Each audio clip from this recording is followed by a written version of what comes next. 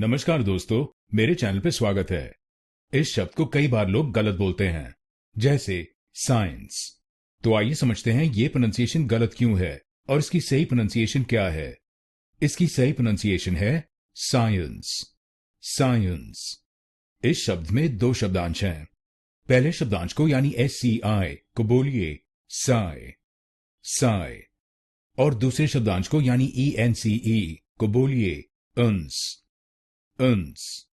गलत प्रोनाउंसिएशन में हम इन दोनों शब्दांशों को एक शब्दांश की तरह बोलते हैं, साइंस।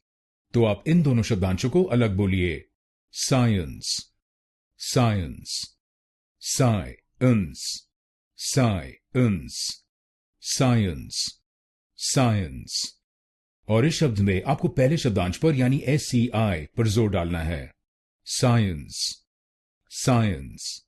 तो इस शब्द को साइंस नहीं बोलिए, इसको बोलिए साइंस, साइंस। अब आपको मालूम हो गया इस शब्द की सही प्रोनाउंसिएशन।